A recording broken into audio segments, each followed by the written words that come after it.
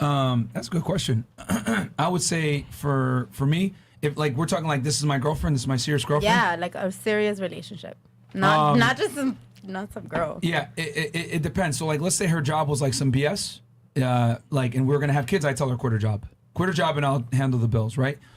Because at the end of the day, I don't want my kids going through daycare or anything like that. And I know that a mother raising a child is going to be the most important, unless we have like extended family, like a grandma or something like that.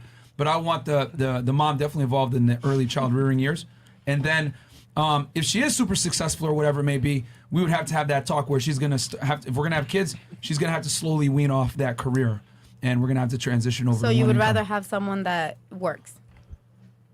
If I'm going to have kids, I prefer she stay home. 100%. But if she doesn't have, if we don't have kids together, she could work. But understand that at some point, that career is going to have to take a backseat to the children. I don't give a fuck. Like, a woman's career means absolutely nothing if there's children involved. And I know some women like to say, oh, you want to make all the money so you can control things.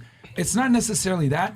It's that it just puts women in a more natural state when they don't necessarily have to worry about bills and paying money and all this other shit. Because like women aren't really equipped to handle adversity. I know that sounds fucked up, but you know, adversity builds men, but it destroys women. You know what I'm saying? So I would say if I'm you know blessed enough to earn enough income where we can live on one, I would prefer her putting all those eggs into a basket of our children, taking them to sports, getting them involved with the school. All these things are very important to a child's development. And to me, her extra income isn't worth our child's development. If she's gonna have to work, if she wants to work and make money that bad when we have kids, it's got to be at home, and we are not making any compromises on the children's ability to like play sports or do extracurricular activities. If we got to cut like football practice so she can go to work, fuck that shit. You're not working no more. Here's the thing, and I hate to, you know what, this is a great discussion because you know, how old are you again? You're 20, I'm 20. Right? Okay. And I think this is kind of the narrative that's fed to young women, that you can do both, you can have it all. And what I'm here to say is, you can't have it all. You're either going to be a spectacular mother or you're going to be a career woman. Yeah. My mom did both. You can't do both because even though you said you can or you can't. You can't. Yeah. You can't. You can ideally, in the eyes of others, oh wow, I see pictures with her and her child, but guess what? Behind the scenes, 40 hours a week, she's out there working, hustling, doing what she has to do. You can't be a go-getter, killer businesswoman and an amazing mom. It just doesn't work. One's gonna have to suffer.